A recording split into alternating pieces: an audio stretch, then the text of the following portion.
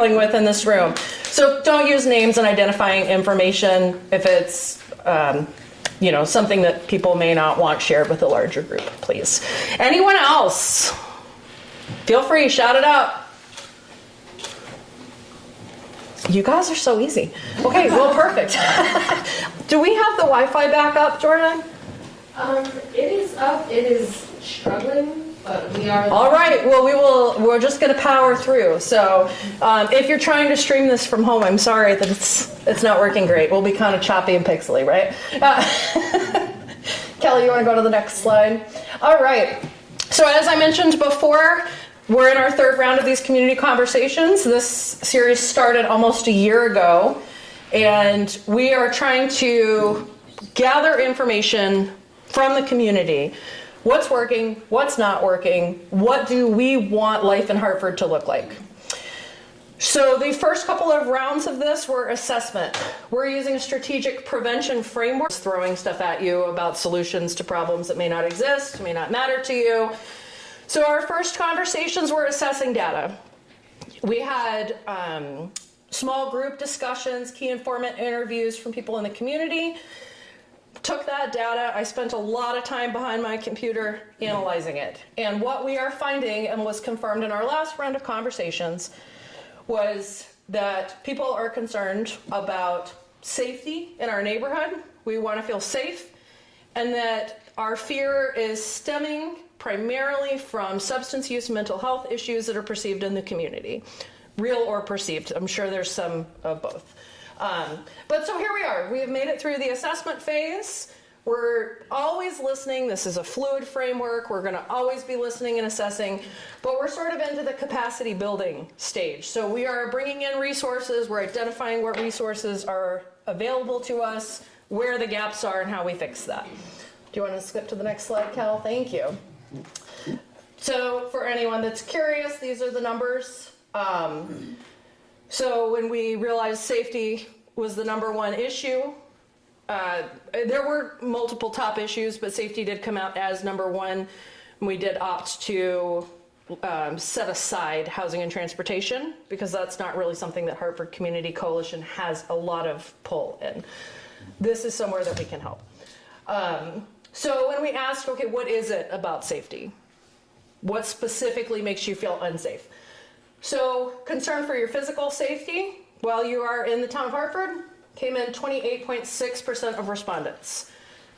Safety of our youth, and this is at school, this is after school, this is on the way to school, 57.1, and 76.2% of respondents were worried about substance use in the area. So this is where we're focusing tonight. Not that the other issues aren't important, not that we don't care about them, but so that we can have a strong trajectory and make a difference and not be sort of trying to put out lots of fires everywhere. This is where we've landed. Do you want to? On the same note, Kelly's going to come up and talk a little bit about what our youth are saying. So Kelly is our programs director at Hartford Community Coalition, and she's very embedded in the schools. And she's going to talk to you a little bit about that program and what our youth are saying about feeling safe among some other issues in the community. So come on up, Kelly. I can stay right here too if you want to just advance my own slide. No, you're fine. Here we go. Right. If I had to stand up there, you do too. Here you go.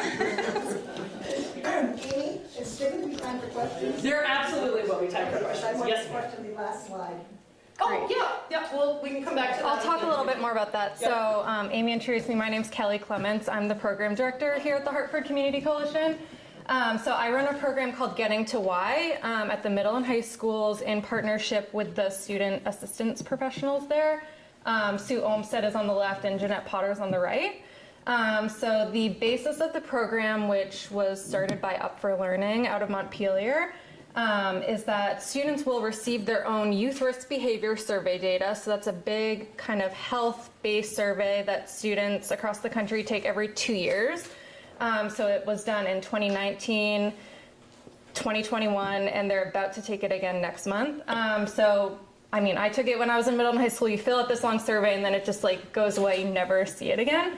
So the program's pretty great because the students get their school level data back in their hands. It's compared to state level data, so they kind of see where their school's falling. And they are trained and empowered on how to analyze it, and they kind of pick out 3 things that they're really excited about, that their school's doing well, and then 3 things that they're concerned about. And then we have a little bit of money, my time, so we try to pick out a project to improve those statistics that they're worried about. So these students at the high school on the left, middle school on the right, went to Montpelier in November, and they learned how to analyze the data, kind of became the student leaders of the group, and then brought a little bit of information back to their peers. So fast forward to this data analysis retreat that we held for the middle school. We haven't done the high school one yet. We analyzed 2019 data because that is the most current data available, unfortunately. We're hoping to get 2021's data next month, and that'll give us a little bit more insight into what students went through in the past 3 years. But we are working with 2019 right now. We had about 25 middle schoolers. We had a great time analyzing the data for strengths, concerns, picking out some facts from there. And the strengths that they identified were that almost all middle school students always wear a seatbelt. Only 5% of middle school students have ever tried flavored tobacco, and most students feel that their parents think it would be wrong to use cannabis or vapes. Next slide. So I broke these 3 concerns down slide by slide so you can see it a little bit more clearly. So the students are kind of having the same conversations that we're all having here tonight, and they have very similar. To the recovery coach of a police officer standing there. Now, I don't mind being part of the team, but I also know my place. Why did we send out officers on drug calls unless it's a violent call? Okay? Do I have treatment and recovery training? No, I'm not a recovery coach. I understand my role is to protect the recovery coach from violence, but it's not to sit down and go, can I help you with, I don't know what vocabulary to use. I don't know what the right terminology is, okay? Same thing with mental health. Why do we send police officers on mental health calls? Again, I have 8 hours of training. Make sense? But we do it. Now, as a police officer, I can tell you I've seen my budget. By the way, I want more money. Just saying that right now. Too late. I'm going to retire. We are not and should not be the tip of the spear for most of the community problems that you've identified. Those that don't have places to live, those suffering from substance use disorder, those who have mental health disorders and diagnoses. We respond because we're the only ones available, and I get that. We respond sometimes because it may be violent or sound violent and sound scary. But the outcome in a lot of those cases, at least when I got hired on, was arrest them. Get them into a treatment program, get them at the hospital. But the problem is that creates a criminal history in some cases. So the best outcome for the people in your community that you've identified as having these issues, these 3 top issues, the best outcome is to put the right people in place. We'll go out as part of the MDT. Everybody ever heard of an MDT? Multidisciplinary team. You get the right players on the team, and law enforcement stands back, out of the way, sometimes not even in uniform, and lets the people do their work. You're just there to make sure everybody's safe. Okay? Because I get it. Who in social work wants to go out and walk under a bridge and talk to somebody that they don't know anything about? I get that. We'll go with you. We'll help you. But we can't always be the tip of the spear. Because the best outcome for that person is the right people in place, mental health, treatment, and those who have funds to help people find a place to live. Okay? Very disturbing number on the board that you put up. Where did she go? About those children in our school systems who felt or thought about suicide. That's a really high number. That's rather disturbing. I want to throw one more number out at you. This has to do with the fire chief, EMS, and police. Every 1.4 days, a first responder kills themselves. Think about that. Every 1.4 days. One of my big things in Rutland was peer support for our officers. One of my big things for Hartford will be peer support. They've already started that. I'm just so glad they have. Mental health, especially since the pandemic, has decimated our communities. And our social workers, our outreach people, our recovery people, our crisis workers in the hospital, and our first responders. We need to take care of our first responders and our social workers, our medical people, because they're the ones on the front lines doing all the work to make our communities better.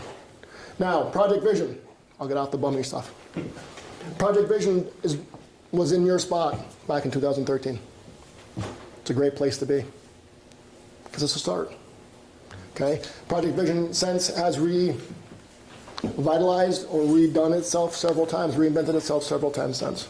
Okay, so you have to. You have to keep fresh. Do you ever hear the old saying, today's peacock is tomorrow's feather duster? It's true in community service as well. So, what you're doing here is great. Keep it up, keep pushing forward. You'll be surprised at how well it goes when everybody comes to the table with no ego. I had these conversations with Project Vision members. We'd have a community meeting once a month and be 60 to 80 people at it. At lunchtime on a Thursday. If that doesn't tell you people want to get involved in their community, what does? We didn't provide food. We didn't even provide coffee most of the time. People showed up, they're hungry. They want to be part of the community. You want to be part of something that's productive, something that shows results. So that's the next step, right? You have identified some problem statements, you have some action steps, okay? But don't be afraid to sit down at the table and have a conversation and listen to somebody. And not just other social workers. Somebody should be at the table that represents the people you're trying to serve, the underserved population, okay? Sometimes that's forgotten, okay? When I talk to people and say, hey, I'm going to help you find a home, one guy looks at me and goes, who the hell are you and why do I want your help? Right? He goes, I like my tent. How dare you insinuate that I need a place to live, I have a place. So you have to be careful if you put your opinion, your judgment into your work like this, okay? Because some people don't want your help. They're very happy and content in their place, wherever they're living, okay? So please keep your egos aside when you're doing this work. Speaking from experience, when egos enter the room, good things leave, okay? So no egos. You should look for a win-win situation, not a win-lose situation. Anybody here a fan of Stephen Covey's 7 Habits of Highly Effective People? Okay? His son, Stephen Covey, also writes a book about trust. And that's what they talk about. It should be a win-win situation, not a win-lose. Okay? And if everybody's at the table with a win-win situation, everybody's going to stay at the table. And the last thing I'll leave you with is a good friend of mine. I met her through Project Vision. Her name is Pat Hunter. Used to teach conflict resolution, used to teach mediation. She says this. When you're talking about people who are trying to work together, there's 3 types of trust. There's trust, no trust, and distrust. Okay? So you have to get, if people don't or have distrust of each other, you have to get past distrust to no trust first, then to trust. You can't go from distrust to trust. Okay? So when you're sitting in groups and you're trying to talk and work on things, remember, it's not about you. It's never about you. If you're here, you're not here because of you necessarily. You're here because you want to help people make your community better. So remember that. There are no egos. There has to be trust, has to be collaboration and coalition building. Okay? The motives and values have to be correct. I'm speaking from experience. I've seen good things fail. I've seen good things take off with a thunder and go crazy. Because people get motivated with small wins, small victories. If you're leading it and you don't have a small victory occasionally, people are going to walk out the door. So what are those small wins and how do you identify them? How do you celebrate your wins? And the last thing I'll say, I said that once before, didn't I? I used to teach public speaking, so you got to shut me up sometimes. The last thing I'll say is this. I forgot. The problem is you're the only one carrying a sidearm here. You haven't seen me shoot, though. No. Now he's laughing at me. Again, I'm here. I'm willing to talk to people, help whatever I can for this collaboration and this collaborative, because it's really where the good work gets done. So thank you very much. If you have any questions for me, I'll be around. He'll be around longer.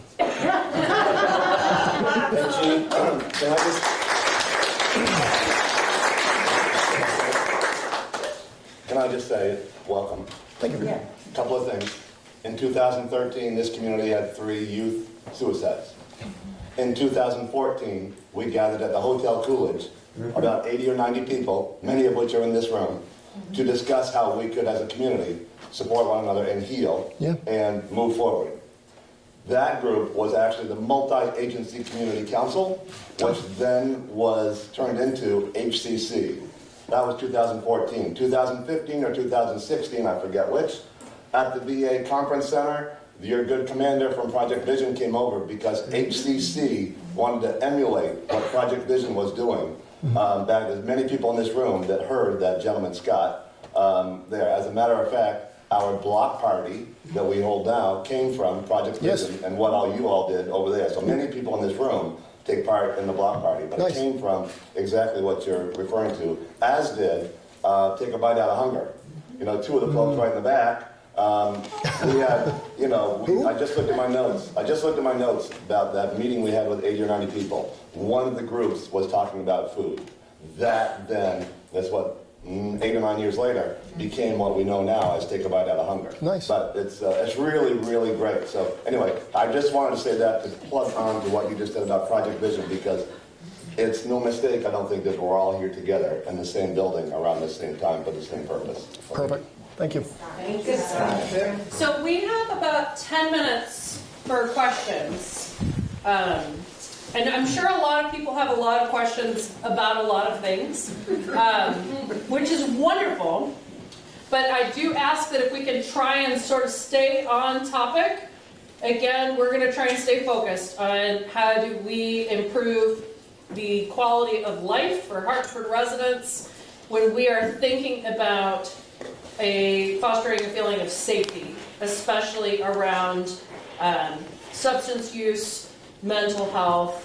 And so we'll have about 10 minutes for questions, and then we're going to break off into small groups and discuss some things at our tables. But if you have questions for the chiefs, now's the time for that. Go ahead. Hi, I'm Glenn Susan. Right now, in the town of Hartford, we don't have a way, you know, if there's an active drug use episode going on, we don't really have a team that does not send an officer like you were talking about right now, do we? I don't know what their overdose response is right now in Hartford. I know there used to be an overdose response team that went out, as well as a team that went out and spoke with people who didn't have homes to live in. But I don't know what's going on now. Right, because, gosh, I don't even know how to start. You know, my husband and I have been landlords in the town of Hartford, and this is a situation that might be applicable to a lot of people, but when you're dealing with tenants who are creating safety concerns for people living either in the same building or around the area over time because they're using and dealing, and it's like it leads to this idea of safety. When you have tenants that are like, please get rid of that person because we can't stand to live here anymore. Right. And there's a great problem. And we've really struggled with the police's ability to help us because of the way hands have been tied, and it's like, what you were just describing as having social work, and what Wise is trying to do over in Lebanon, having their team go without an officer sounds perfect. Because you get someone who's using drugs. If they get arrested, I think Hartford police felt got to the point where they weren't even arresting the people because they would just sit in jail overnight and just get released, and there's no real way to, if they're not going to treatment, if they're not open to treatment, we just ended up with people that were stuck. And now we're looking at the state of Vermont potentially getting rid of a no-cause eviction. So if you're trying to evict the person in this case, we're looking at over a year of holding on to them because that's how long it's going to take to get them out of there for a non-no-cause eviction. So, how do we create safety here? How do we create, put aside all the problems with the money, that's another whole problem, but that's not this forum. How do we create safety for this little micro community where all this activity is going on? Well, first, Does that kind of encapsulate what you were thinking? Okay. yeah. Well, first, you have my sympathy for being a landlord. It's not easy in the state of Vermont, and I'll be honest with you. Having dealt with many landlord-tenant issues in 22 years, yes, it is not an easy place to be. Anybody here ever heard of National Network of Safe Communities? John Jay College out of Manhattan. National Network of Safe Communities. It's out of John Jay College. in Manhattan. David Kennedy is the gentleman's name. He is he has amazing resources. And what we do sometimes with situations like yours, where you have a tenant building with multiple units and you have one of them being a drug or potential or assumed drug place or dealing or using, in most cases it's using more than selling. He has programs such as that we use in Rutland called custom notification, knock and talks, where I don't have any information for an arrest or a search warrant, but I knock on the door and I make it very personal with them. Hi, I'm Officer Sheldon, Rutland City Police Department. How are you today? Fine. This is where you participate, yes. It's a tough crowd. Anyway, I'll go over those. And I say, I got some information that you might be doing drugs in this house or selling drugs out of this house, a lot of traffic in and out. And the response is often like, oh no, right? And I go, and of course the conversation ensues with the end result being, we know about it now. I suggest several things happen. Either you move or you stop. If you need assistance, here's what I can direct you to. You want some assistance? I can help you get drug treatment. I can help you get mental health treatment. I can direct you to the right people. So it's not just a threat of, I'm going to arrest you if you keep doing drugs. It's, we don't want it in our neighborhood anymore. We're not going to tolerate this anymore because you're affecting other people's quality of life. But I'm going to help you get the help you need if you want it. So they have a choice of getting help or leaving. Because here's what we know. We're not going to solve the drug problem. We're not going to win the war on drugs. But what we can do is push it out of our community. Okay? Now, Fairhaven, Vermont used to get mad at us and say, you're sending all your drug dealers to us. And when we looked in the yearbook, we went, no, we're sending them home. Okay? So, we know that. As harsh as that sounds pretty petty, right? I'm going to give our problems to you. Really, we're not going to solve it. We're not going to arrest our way out of it. I mean, I wish we didn't have a need for any drug treatment, but we have that. We have these problems. The other thing we do is custom notification, okay, which is if someone is under arrest, has conditions of release, or has a restraining order on them, or something like that, some kind of court order, or is known to be doing something inappropriate, not necessarily drug-related, I would meet with them. I'd knock on the door and meet with them again. Same process. Hi, I'm Sergeant Sheldon, Rutland City Police Department. I understand you have conditions of release, says you have a curfew. Are you in every night by 6 p.m.? Yes, I am. Okay, understand this. This space right here is the one that's going to arrest you. Please let me help you so you don't break the curfew. What do you want? What do you need? How's your housing problem? Do you have housing? Well, one guy said to me, I'm about to be evicted. That's going to make me use again. It's my trigger. Good, let's have a conversation. And his comment to me was, holy shit, a cop's sitting at my table. Yes, I just wondered, did you have a police social worker in Rutland and the department you worked with? Yes, we had a crisis worker, a mental health crisis worker who responded to mental health calls with us. But was it part of the police? Yes, she wasn't working for us. She worked with us. She was embedded in our station, but she was paid for by Rutland Mental Health. Right. I'll give you an example. One day there was 3 calls. I was a sergeant upstairs. She worked for me. And in 3 hours, we handled 3 mental health calls. And the goal was to keep people out of the hospital and to prevent violence from happening. Not just violence to the community, but violence to the person. Because I show up on scene and you come at me with a knife, there's going to be a violent interaction, right? She talked to all three of them, and none of them went to the hospital. Can I Okay? ask how long she worked for you? Or how long She's been there since 2013. Thank you. I just to follow up what I was saying before, I think Rutland can probably relate to this. I think one of the things that makes it tough in Hartford is that when the problem moves down the road, it moves right over to one of our neighbors in New Hampshire, and it makes it complicated when they cross the border into another state. Because one of our tenants that we had the problem, they did just move to one of our neighbors right across the river. Mm-hmm. The other one, I'm not sure where she ended up, but yeah, so, and that makes it tougher to communicate to, because it's an Upper Valley problem. It's not a Hartford problem. And it makes it tougher to communicate and really, coordinate the resources that one individual or another individual, one of those 50 troublemakers, they really potentially someone works at them to help them potentially get the help that they really need, so they're not in trouble. Well, that's the access to resources. Right, There are barriers in place for almost every resource we offer. Someone says, hey, I got a great resource, I'm going to offer you this, this, and this. For somebody, if I walk up to somebody in Rutland, we had what was called the River Street Bridge. The railroad company was in there. That's where people hung out that were didn't have any place to go or were using. If I said to that person who was high on whatever he's high on or she's high on, and I said, go to the Homeless Prevention Coalition over on Howe Street, they'll meet you there tomorrow at 2. What does that mean? To them, it means absolutely nothing. I feel good about myself. I'm walking away. I helped somebody, right? Homeless prevention person sitting in their office going, where's my 2 o'clock? So barrier, transportation. Often meeting people where they're at, which is why Kelsey's amazing. Kelsey goes out into the community.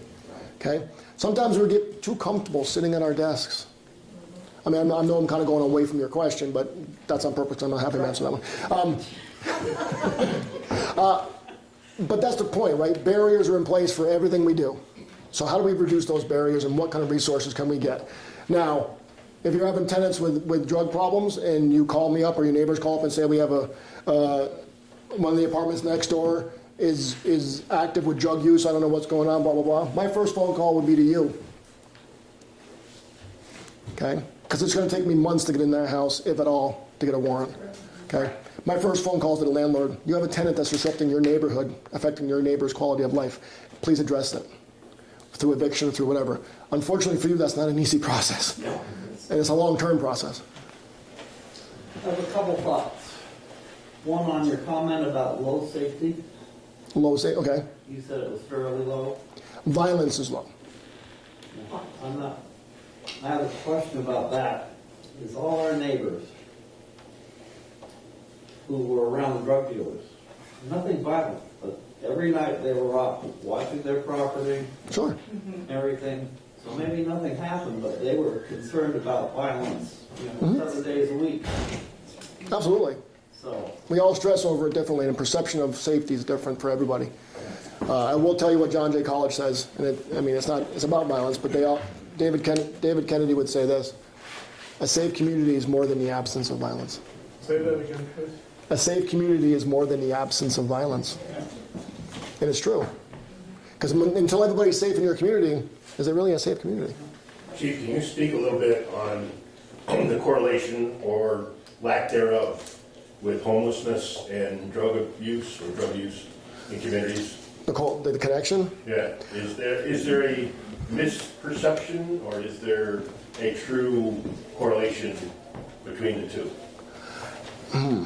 I can speak from Rutland, and let me start here. We know there's a very strong correlation between, honestly, I sat next to a doctor at a conference, and her words were 83 to 85% of those suffering from substance use disorder have a co-occurring mental health disorder. So, we know those two are connected. Now, I can't, without looking at data, give you a good answer whether those suffering from substance use disorder also have a homeless problem, or that's creating the homeless problem. I can't say it is. Some people choose to be homeless. Okay, some people I've talked to said I was a very arrogant person to think that they wanted a house to live in. And there are some people who, simply because of their circumstances, ended up without a place to live. Most of the people I dealt with that were had substance use disorder were living in apartments or couch surfing. By Vermont law or Vermont's definitions, that's still someone that's homeless. But they have a safe place to lay their head down that night and it's warm. That's a start. But I cannot connect the two directly without some data. I don't want to misspeak. Let's take one more question, and then we'll break into small groups. Is there any documentation or any study been done or any work been done on the substance abuse people in this community or in this area? Is it people that live in the Upper Valley, or is it more coming in from the outside? I don't think I can answer that. Anybody in the room? no. There is I happen to work in a field where we interface with people all the time. And there is the thought that most of happens to be a hotel. And it is the thought that we have a lot, with just an incident today, that people coming in for a room are in there for a reason, and they're local people. Mhm. So it could be, that could be true or not true. And I don't know that there's any way that you know whether that person, they can give a local address. Right. That's very easy to do. But they could be coming from Boston. Yeah, I can assure you the drugs that are being used in Hartford are not being produced in Hartford. Most of the fentanyl is coming over the Mexican border and is coming from China. So what is happening in Rutland or happening in Hartford is not being produced here. You're not having anybody produce fentanyl or heroin here, obviously. So it's all being shipped in, if that's what you're saying. They come here and sell. So it's dealers. Well, dealers come into our communities That's what I because we... said, dealers come into our community Yeah. and can turn, Yes, because we Our give them, residents around. yes, because we give them a market, right? So that's where we need to beef up our treatment, we need to beef, for substance use disorder, we need to beef up our treatment for mental health. People with mental health disorders sometimes, well, those in the room who are in that industry, they self-medicate, okay? One other thing that leads, and it's a scary topic, and it's often misunderstood in law enforcement until the last couple of years, I want to say the last 5 to 10 years, it's really gotten more publicity and the truth has been coming out, is the thing you got to worry about the most isn't someone who's someone who is using, because there's resources for them. Where we're lacking a lot of resources is human trafficking. Okay? Human trafficking. It is huge. So when we used to say, well, that girl's prostituting herself, it's not. Most of the time, the situation is where she's being fed just enough drugs to keep her from not being sick, and she has to perform. So that is what the scary part is. We've had some big cases in Rutland where this gone federal. We've had 2 girls that I investigated end up in Massachusetts and hiding in the bathroom calling for help. That's a scary thought when you're sitting in Rutland City and you're calling Massachusetts and saying, somebody please go help our resident. They're in your hotel room. The other one stole the car and drove back hoping the drug dealer wouldn't follow her. So that's the scary part. That's what I think is the biggest concern for drug use, is if we can get, especially the girls, off of the drugs, they're not so apt to be a victim of human trafficking. as I said, I work in a hotel. It's very interesting you make that reference to women. And it's very true. We housed a lot of people during the COVID Yes. For 18 months. And you talk about being, I've lived in the area a long time. And it was, I mean, I was just blown away at the amount. And these are local people Yes. that stayed with us. And a lot of women, a lot of young girls. You just know what's do. going on. I know But in it's one of Rutland, those hidden things. It Nobody is. wants to talk about it. Nobody wants to. or it's recognize considered prostitution, and then the girl gets arrested. And in some cases, that's okay, because you can at least start a conversation and maybe get her some help. We had a human trafficking case manager in Rutland based on a grant, and I can assure you, as I stepped in to be her supervisor at one point, she was not the most active employee. I wanted her to do more, but even in her state, she still did 21 cases in 3 years. I bet there's hundreds and hundreds of cases in the state, okay? So that's the concern, because they're abused, they're traumatized, and they're addicted. That's, recovery alone isn't the answer. Recovery with mental health therapy, along with recovery, is what needs to happen. You can't just do one without the other. Treatment court in Rutland, do we have treatment? We don't have treatment court here. Treatment court over there is, you get your drug treatment, or your alcohol treatment, whatever you need, and you get your therapy. Because until you resolve that underlying trauma in most cases that these kids and these young adults had when they were younger, until you resolve that, it's going to re-trigger. Okay? So you can't just have one without the other. You need a robust support system for people. And it's going to take a long time. One thing that we always forget about, we remember this in treatment court, and I'm sure Turning Point can agree with me on this, you need maintenance. Simply saying to someone in treatment court, you've been clean for a year and a half, congratulations, you graduated treatment court. Now you have no more support. Recidivism rates go up without support. That may sound like a daunting task, but what's the other result? You have to go back into treatment and you have started the process all over again. So maintenance is key. Maintenance is critical. Support, which is why Turning Point is so important. People can go there and have a conversation, have meetings. Can I mention one thing? So I work at Claire Martin Center, and so important to focus on the risk and the fatality that's associated with drug use and opioid use, and recently cocaine and meth use significantly in our area.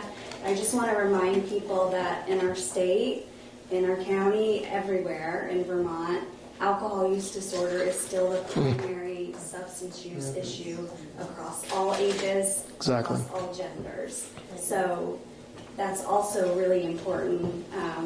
Just community members, our families, safety, getting behind the wheel of our car every day, to just keep that in mind that it's not just drugs. It is also alcohol use too. To add to that real quick, and then I'll shut up and sit down. I'm feeling it right here. You're fine. Someone picked up on it. Thank you. Gosh, it's been a long day. So, sorry. In Project Vision, we had an opioid committee. We had 2 big committees with subcommittees, okay? One of them was opioid committee. I'd been transferred out of the Outreach Project Vision Division, back to Patrol, and 4 years later I got transferred back into Project Vision as commander. I looked around, I'm like, where's our opioid committee? And this is what I was told by the executive director of Evergreen, Alcohol and Drug Treatment. The medical industry has picked up the opioid epidemic as a healthcare problem, and it has a lot of resources. He says, we've seen a huge increase in alcohol and cocaine use. We need to address those now, because the healthcare industry has taken up opioid as a healthcare problem. So in that sense, he says, we're seeing, and I'll be honest, Narcan doesn't work on cocaine, so only works on opioids. So we changed our focus because, thank God, through all the work across Vermont and across the country, the opioid epidemic has become a healthcare problem. And it's often said, how come when a diabetic walks in and says, you know, I ate too much sugar, they're a patient, but when someone who's addicted to drugs walks in and says, I used again, they're an addict. It's a common problem, right? We label people like that. But you're right. So that's why Rutland's Project Vision has focused again on alcohol and cocaine, meth, things like that. So, thank you.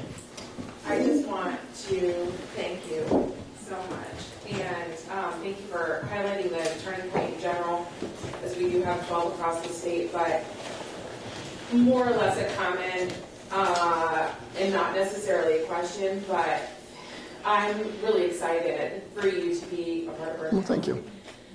because you know Rutland in general and the Turning Point, the work that they've done there in a recovery and in a corrections manner because of Tracy. We at the Turning Point as peer professionals have an overdose action grant that we're supposed to be going to non-fatal overdoses in the community when we are called as the peers.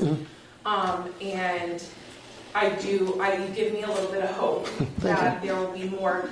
We are small, but we are mighty, and I'm just really excited because I think that the partnership with you being on our force is going to be enlightening to the town, and hope that we can really just get this head on and just give people the treatment and the compassion that they really truly need to be able to get to a point where they're going to accept treatment and really see the value in it. So thank you so much. You're welcome. Amy, Yeah. my questions are more towards your slides. Is it okay if I just, we don't want to take it up here, but I just could get to you and just... Oh, absolutely. I'll be around. And No, I'll email you. yeah, absolutely. So what we're going to do now, we've had a great amount of information. First of all, before I even go any further, I just want to thank you both so much for coming.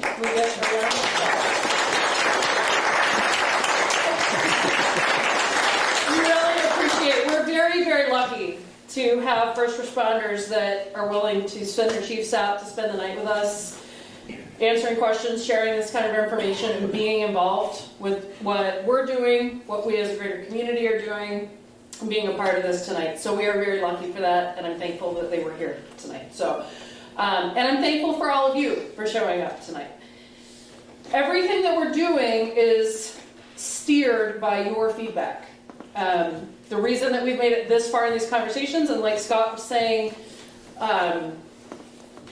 HCC came around because of concerned community members and these kind of discussions or roundtables. So what I'd like to do tonight, if you've come to any of our previous community conversations, you'll be familiar with this. We've got some questions here for you. I'd like you to, if you're at a pretty full table, that's awesome. Some of these smaller tables, if you guys want to just join up, go over these questions. You can either write on your own papers, somebody can scribe for the group. I'd really like to get these papers back at the end of the night if you're willing to share those with me. That way I can collect all this data and it helps us to move in the direction that you want to go with. That's what we're here for. We're here for you guys. It's not just me sitting around thinking, what should we do for Hartford, right? So we want your feedback. If you guys want to break off into some small groups, again, if you've got a full table, awesome. Some of you that are in like, threes and stuff could maybe come together with your neighbors. We're going to just take about 10 minutes because I want to be thoughtful with your time, and then I do have just one more thing to go over. And I'm sorry my slides have shrunk down. They did not hire me to be a tech person, so this is what you're going to get. Your questions are on your sheets of paper as well, but if you want to see them up here, what we're asking is your opinions on resources. What is your perception here? If you're experiencing or observing some kind of a crisis going on, it's mental health, it's substance use, it's something else, who are you reaching out to? Who are those resources? And how can we increase awareness of what resources are available in the Upper Valley besides just 911 or 211? And then beyond that, I want to ask who you guys would like to see at the table for these upcoming conversations. Who needs to be a part of this? Do we need to speak with providers next? Is it treatment providers that you want to hear from? Is it someone else? And is there someone that we need to be networking with to help move this ball forward? So let's break off into some smaller groups. If you don't have a sheet and you want one, we do have more over here. You can just raise your hand and we'll make sure to get one to you. And then we'll just take about 10 minutes here. And then pull that together. Yep, and then we'll come back together briefly to focus. Yes, of course. I'm sorry for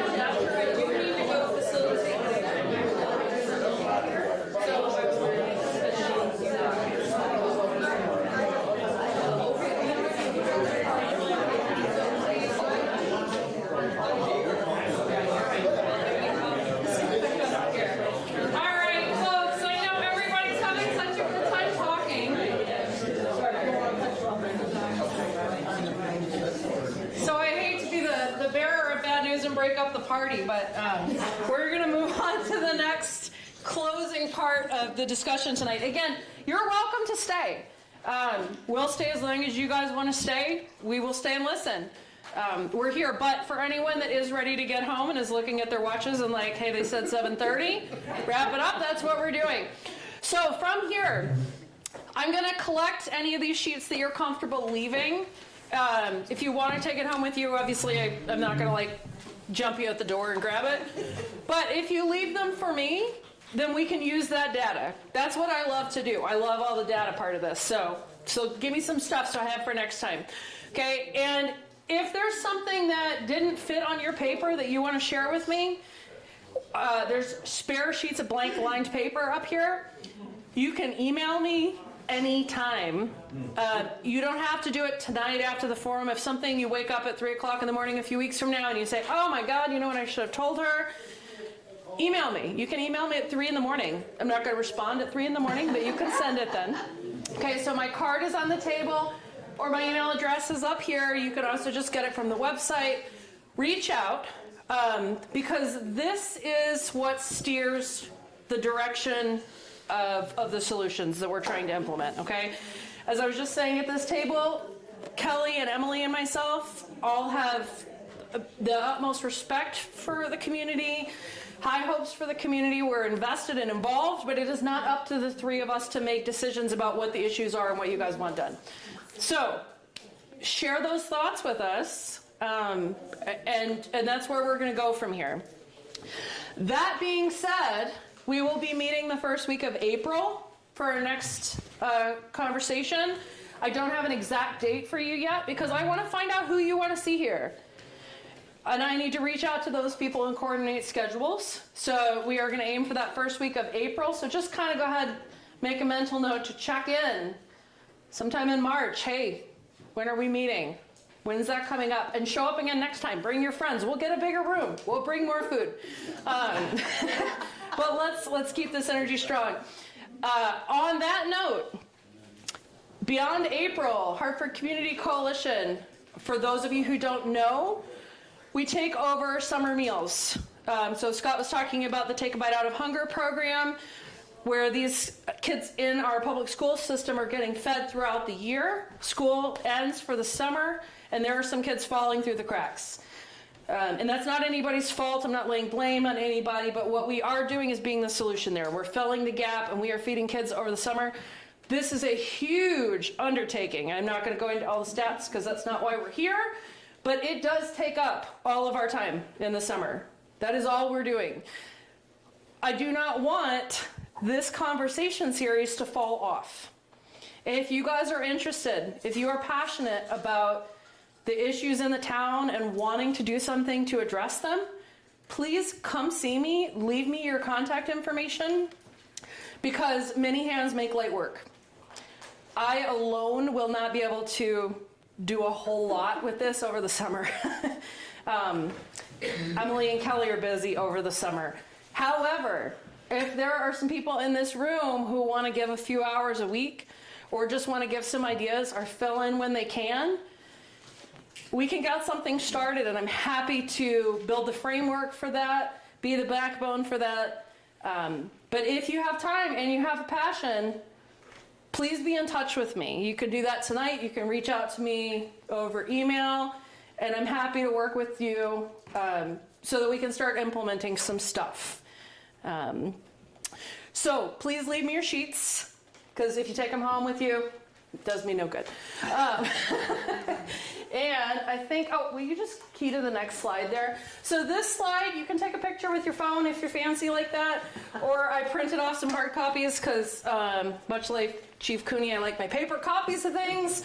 There are a few resources. There are obviously more than this in the Upper Valley, but as we're talking tonight about what are our resources, these might be some that you know of, they might be some that you don't. It might be something you want to just hang on your fridge. Maybe it's something that you keep in your wallet to give to somebody that needs it sometime.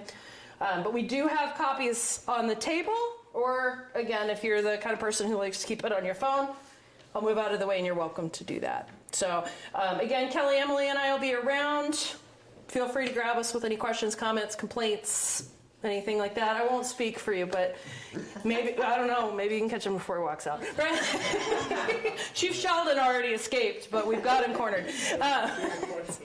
So Yes. before Megan, if you don't mind. So folks, I'm Emily Zanleone. I'm the executive director of HCC. I tried really hard to not talk tonight, but I can't help my freaking And self. I'm glad you remembered to mention this because I didn't since the beginning. I've got, okay. Please make sure you signed in. So if you haven't done that, that's how you will get an email about the next time we do something like this. If nothing else, if you don't see it on the listserv, you don't see it on other places, please also take a second. There are 2 questions at the bottom of the sheet. My gosh, it's amazing how many people tell us, I didn't even know that you were doing that tonight. Please tell us, how do you get your news? How do you know about stuff that's going on in Hartford? Please, please give us some more feedback around that. And yes, we'll let you go in a moment. I do, I know, it's kind of so Sarah Mikos is going to be here from the Turning Point Club and the Second Wind Foundation, and she is going to walk anybody through a Narcan training. Takes like 3 minutes. It's not hard.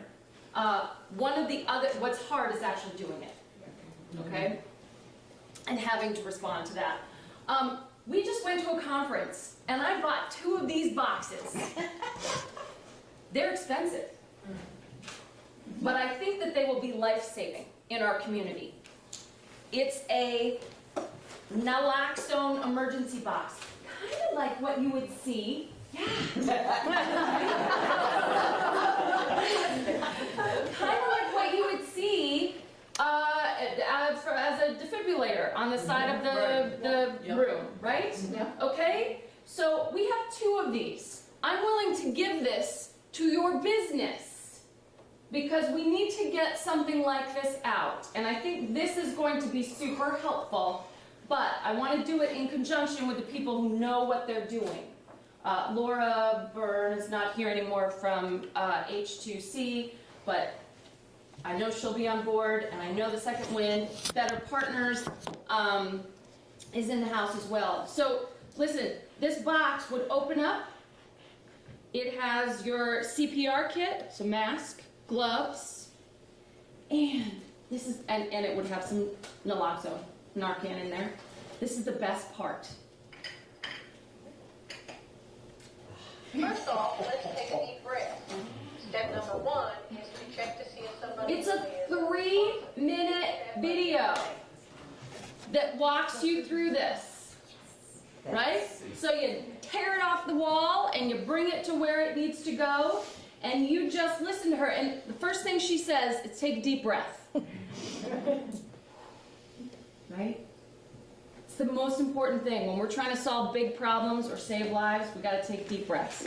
So, please come and see me if you'd like one of these. Please stay for 5 minutes, and Sarah will give you one of those amazing bags over there that does have Narcan, that does have fentanyl test strips in it.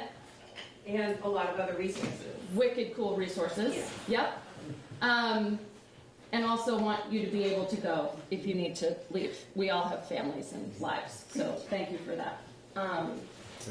Please don't forget to hand us your sheets on the way out. Kelly would be happy to take those. And thank you so much for coming.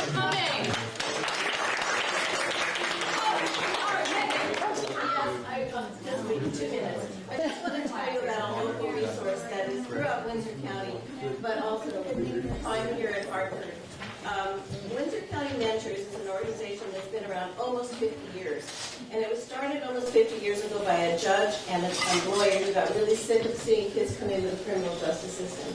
Over the years, we've moved down from the teenagers and kids who are already in trouble to kids who aren't in trouble yet but might be headed in trouble.